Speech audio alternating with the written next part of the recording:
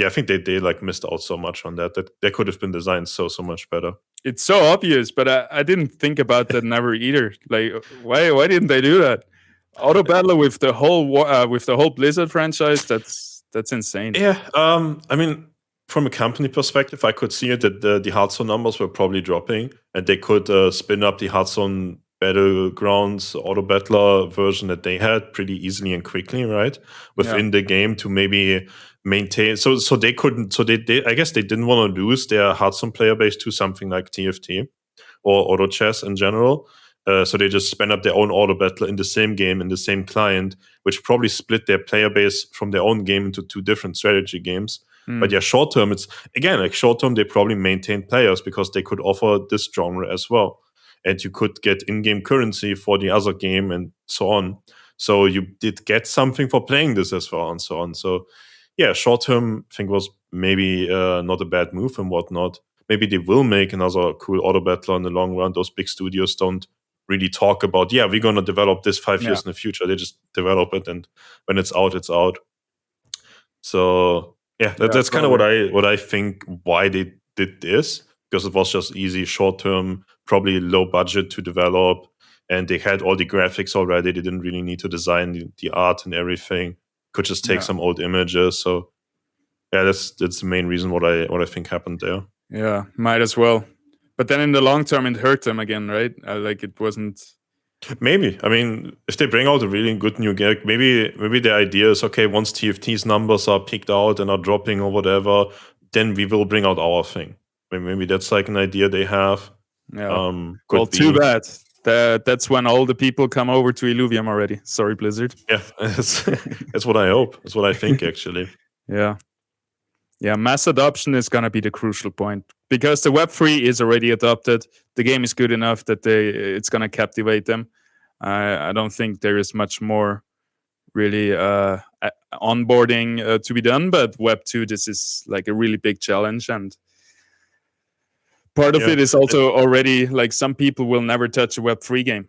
Like some people you won't be able to change around, and it's going to be really hard to. No, I don't think so. That's like the same thing as like some people will never use a mobile phone because you get cancer using that. Some people will never use a smartphone because you get double cancer using that. It's like everybody's using a smartphone nowadays, right? It's just how it is. Yeah, you need to give them a good product. I think once you have a good product that you can show people, that's it. That's the main thing. There's no.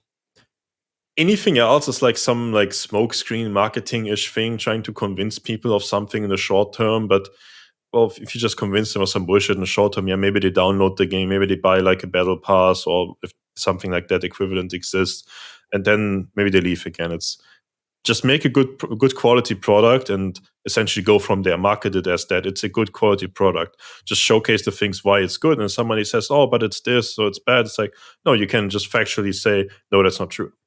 No, this works. No, this is good. No, this is cheaper than the Web2 game you're playing. No, this has benefits compared to what you're advocating for right now." And yeah, I think that's the state that you have to get to. And that's generally what I believe in marketing strategy as well. It's like this idea of cult branding, create a really, really high quality product, get a customer base, then go after the customers that will like your product. And maybe you just have to show it to them. They're going to be like, yeah, this is good. And then they like your product, they like your IP. They will keep buying the other parts of your IP because they agree with what your brand stands for. They agree with the ideas you stand for. And they have not been let down by you. It's like you buy something, you're let down by it. It's like, oh man, I'm not going to buy another thing from this company or something like that again. You don't want to let people down. You want to keep doing high quality stuff. And that's the best long-term thing. Apple is one of the best examples for that. Just Apple doesn't let people down. People that buy Apple things, they are happy to buy the next Apple thing. Obviously, not everybody in the world likes Apple and whatnot. But yeah, the people that keep buying, that buy an iPhone, they probably buy like some sort of MacBook or iPad as well, or AirPods, because they are not let down by it. And that's kind of the reason why the brand works, basically. You have a certain quality standard that people expect from you. You build that trust with them, and then you deliver over and over the same quality to them and just strengthen this relationship with the customer. And I think Illuvium is doing exactly that. Like that's kind of the team's approach. They want to have the most 100%. perfect they kill themselves over having the most perfect products out there. And yeah, like you said, we already have a cult following, which is probably one of the most important and hardest thing to do. And the game quality will be on point, especially with the help of the new governance and everything, like making everything smoother and more efficient. But one thing I fear about this, even though it's a good product that nobody can deny, that people just read somewhere Web3 or crypto or something and they just gonna run away, because in their mind they just have conditioned themselves, I don't touch Web3 because I'm scared of it, or whatever the reason is, because this person got scammed or heard this news. So I wonder how much just general crypto sentiment will be in our way, and how much we can like. One approach I've heard was to not really let the people know, and at one point you let them know.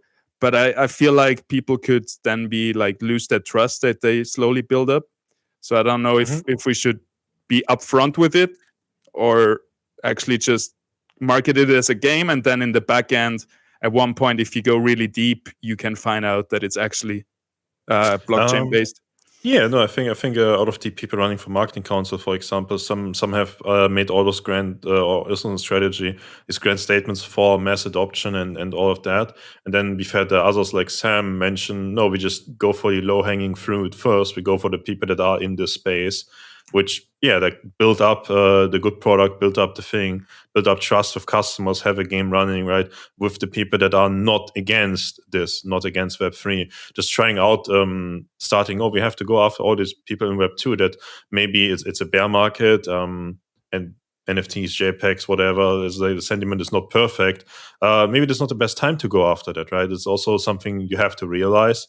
And maybe Illuvium is not going to make 1 billion revenue in the first year. Maybe it's going to make 200, 300 million of the people in crypto. That's still really good.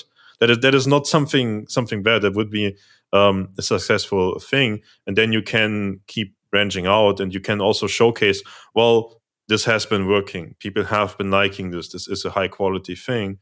I think that's a really good approach to go with that, because once you have a proof of not only a proof of concept, but just a proof of this is how it is, this is how it works. That's great. And I lost my thought there for a bit. But you're advocating. So it's a good thing. Wait, I remember. Okay. Yeah, I feel like the general sentiment for NFTs and so on. I don't think we are many years out of having essentially somebody going to a new Marvel movie on the first day of the release, and there's going to be a QR code on the cinema screen, and everybody scans it, and they get a Marvel collectible NFT for being on the first day in the cinema. Because it costs the company pretty much nil to create that. They can take trading fees on it, theoretically, even if it's a 1% or whatnot. And it is an extra thing for customers. It's probably going to skyrocket their revenues for the first day, because only on the first day you get this extra collectible, digital collectible if you go to our movie. And people like to collect Marvel stuff. A lot of people are going to be like, oh, I want to have this, right? So you probably skyrocket your sales at the beginning. It's good headlines. It's almost nil cost to create. The same goes for a lot of other brands and companies that can just adopt all of those things for almost no downside besides we use this technology. But I mean, it's the same for the Trump NFTs, right? I mean, did people criticize Trump? No, it's just he sells some digital collectibles. Okay, who cares? You like it, you buy it. You don't like it, maybe you joke a bit about it or whatever. But did it do any negative setbacks for him? No. So I think that most of those other companies will go towards that as well. And at that point, the whole idea of it's Web3 NFTs, it's oh wait, this is actually just a normal thing. And right now, the tech, and it's really not user friendly and scary and whatnot. Yeah, I mean, that should be solved. That will be solved in the next few years, because there's no big reason to solve it right now. Once there are products that are creating revenue, there is a big incentive to solve that. Because if you're the first to solve that, you're going to make a lot of money. So I'm pretty optimistic on those not being hindrances in the medium term. Yeah. Immutable X is doing a great job with that, for example, with the passport. And that's a really good point. gives me hope, because just to think about like, oh, I get this movie and an extra NFT, that's super chill. Like nobody will say no to something extra. But and there's probably a big difference in marketing the game as like a crypto game or a game, and extra you can actually own your stuff or like sell your stuff, or you actually get these things. So yeah, there's probably a way where you can make it sound like it is and make it sound really good, that it's really the game in the main picture. It's all about the game, and on the side you also get extra NFTs or whatever it is. Yeah, it's just like you have an auction house or an in-game marketplace. It's like you can just describe the utility and the upsides of the things, because that's what people education-wise probably are missing, right? I mean, I don't know, ask someone what is a what is a blockchain, how does it work? I couldn't answer that, honestly. I like the utility that all of this technology provides, and I understand the potential upsides of that. I don't know how Ethereum works. I'm gonna be honest. No, I don't know. I know how Bitcoin works on a technical point to some extent, yes, but Ethereum, I'm like, I see more utility in Ethereum, but no idea how it works. I don't need to as well. I'm not on the development side. I'm more on the side, how do I use this for customers, or how can I utilize the product? Same as having my smartphone. I don't know how my smartphone works. I don't know how my PC works. It's like I use them, right? Yeah, I think that's a great point, to just educate on people on things that they need to know, and not like let them know more. Because with crypto, I guess people are getting this overwhelmed by this flood of like blockchain, block, and smart contracts, and all these like really scary words, when they just need to know wallet is bank account, that's it, or whatever. Like you can really like, and it's the same with this. Like you want to know it for like customers or whatever, but people who play the game, they don't need to know anything about it. They shouldn't be like confronted with all those crypto topics. All they need to know is this is my game account where my things are, and they actually belong to me. That's it. They don't need it's like pretty simple. It's like, this is your account. You swipe your credit card. You buy this thing, which is your in-game currency, and maybe there are like different in-game currencies which many games have, right? There's like, I don't know, maybe gold, wood, stone, whatever, right? It's like, well, you can use this to buy the other things. Okay, cool. Like, that's it. Like it's not something crazy, right? Yeah. It's not about lying to anybody or anything. We have to be very transparent, everything, but just not giving information that the user doesn't need and doesn't ask for. Just it's like in Illuvium, right? Ethereum is the in-game currency. Okay, you load up Ethereum to the game. Now you can buy what you want to go on a travel trip. Well, travel lore-wise costs you Krypton, because that's whatever fuels this thing. You can buy Krypton here for this price. Yeah, okay, cool. And that's going to be super interesting, because it's actually going to be an in-game thing, Ethereum. And I think the lore kind of ties in with Ethereum in the game. So it's going to be kind of immersive. It's not going to be like paying with US dollars in World of Warcraft, which makes no sense. It's kind of like built into the lore. It's like a pretty cool thing, right? Because if you look at like all the mobile games and whatnot, they all have like a currency that is just like made up, because if people are not spending direct money, but they spend something else, it's like, what is the value of this? Like I make a bunch of like Genshin Impact Hoyoverse examples, but they've been doing really, really good mobile games, very successful in the last few years. It's like you buy a loot box essentially for 160 of the in-game currency, and it's like, how much euro or dollar is this? I don't know, but or you buy a 10 or 10 loot boxes at a time for 1,600, which I think translates to like $20. It translates to $20, but I don't know, 1,600 in-game currency sounds better than you just like did 2 clicks and $20 are gone essentially. Yeah, it's crazy how so little things can make such a difference. Instead of seeing $20, or for $20 you get 2,000 gems, and 2,000 gems is the price.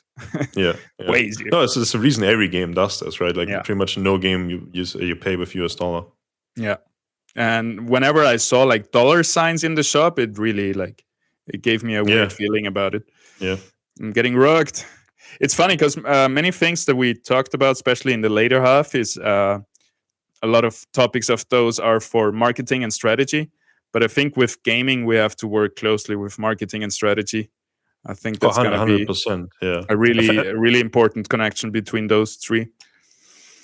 It's like all the quality of life stuff in the game, right? It ties in with monetization, it ties in with player retention and so on. I mean, gaming is it's such a wide thing that probably just has to advertise for like the player aspect, right? Obviously, the player is using demonetization.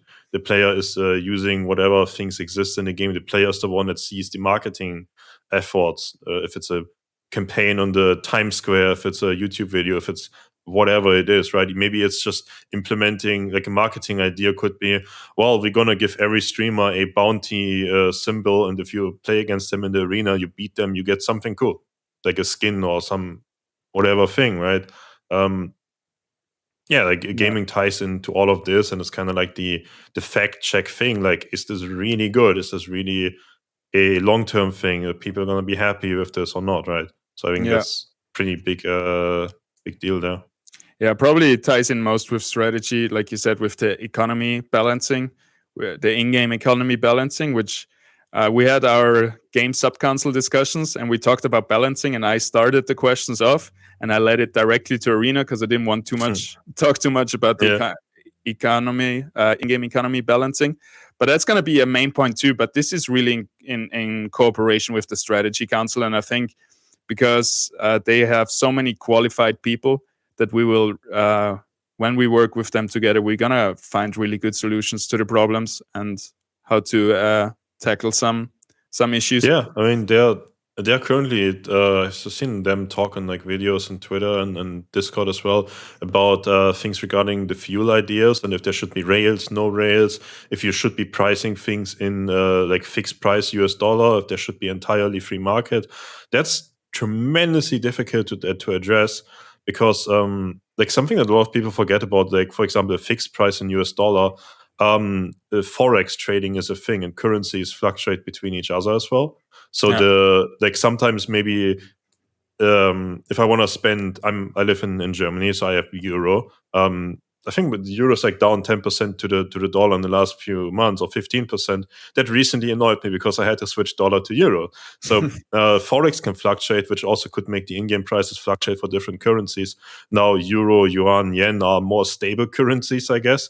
But then something like Turkey had 140% inflation in like 21 to 22 or something. It was a really crazy number. And South America, like, you have big parts of the world that have currencies that do fluctuate a lot, especially against the dollar. So the dollar fixed price, I don't know, inflation is a thing. It's a pretty hot topic right now.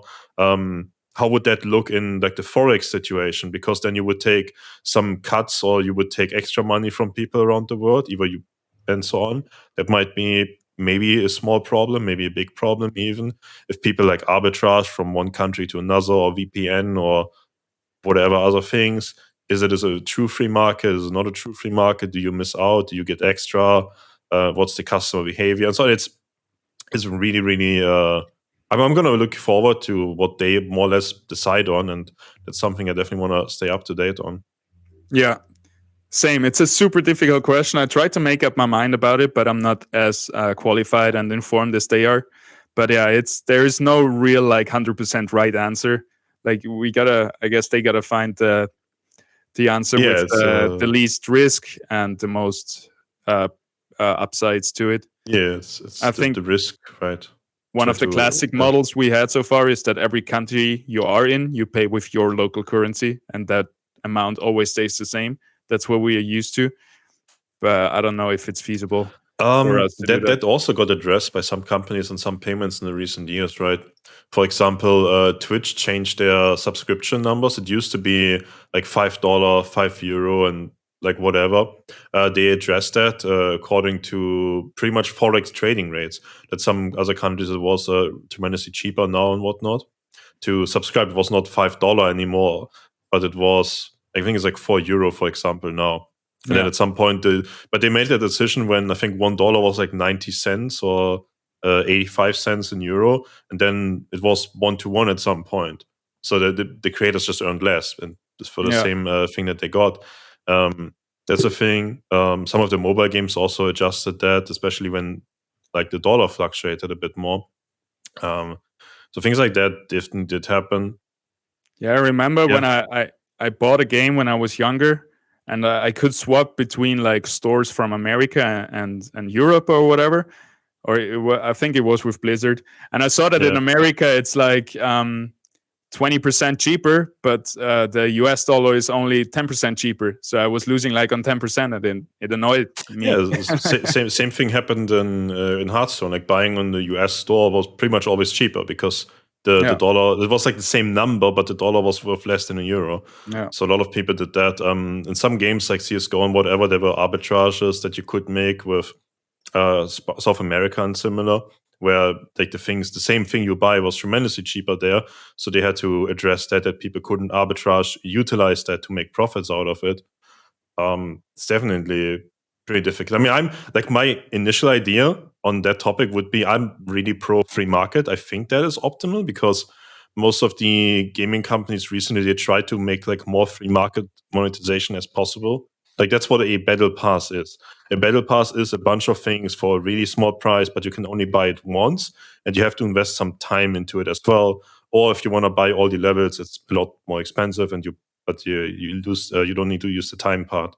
And then like a daily login thing, you buy this for $5, it gives you $30 in-game currency, but it's $1 per day that you log into the game actually. So a lot of companies do these like discount things and so on, but you can't copy that to Illuvium because everything is tradable. So somebody could just make a bunch of accounts and then trade the things that they get for cheap. Yeah. And yeah, I'm like really interested to see, because you cannot copy the Web2 thing due to the tradable aspect. So do you do free market? Do you do the thing that has the Forex trading implications? What do you do? I'm looking forward to seeing that. It's gonna be hard to either find the fairest way or the way that is more attractive for the Web2 or the most attractive for mass adoption. And I guess, we'll find one good way. I think there is no perfect way, but you can find the way of least resistance or whatever. And I'm sure they'll do that in cooperation with the Game Sub-Council. Hey, there's so much more to talk about. We are already on 1 minute 50 up there. I'm gonna cut out a little bit, but yes, it's probably enough for the time being. Yeah, I guess covered a lot of things. I'd be really happy to do it again and talk about things like, for example, we didn't touch on balancing and not really how more on the like beginner-friendly onboarding of Web2 players. I think there's a lot of more topics. yeah, for sure. Well, thank you so much for coming. Yeah, happy to be here, man. I love talking about games. I see that. Yeah, that was really cool. I really enjoyed this. It's great. I don't want to stop because I just want to keep talking, but I guess the video is getting too long. Yeah. I can make a follow-up one as well. Yeah, definitely. I'm down to make a weekly one or whatever. Yeah, we were discussing that earlier, right? We could make this, if let's say we're both on the council or whatever, we can make this a weekly thing, take in everybody's feedback, answer their questions, just cover all of that, right? Maybe if the other people in the council are down to it as well, make it a weekly panel or whatnot. I mean, if it's a comedian is more or less content creator-ish as well, he'd probably join. Caveman is maybe he's more busy with day-to-day jobs and stuff like that. But yeah, you can probably get other people and make this a weekly thing on the council. I would enjoy that. Yeah, it would be nice to just like do the announcement, like announce the stream so people can prepare some questions and then they join and can just ask. And of course, there is a lot of stuff that council cannot talk about, but I think there's much more that council could talk about and they didn't do it yet because there was not really the need to, or they were busy with other stuff. And I think letting people in all the ongoings in the council is going to be super nice for the community.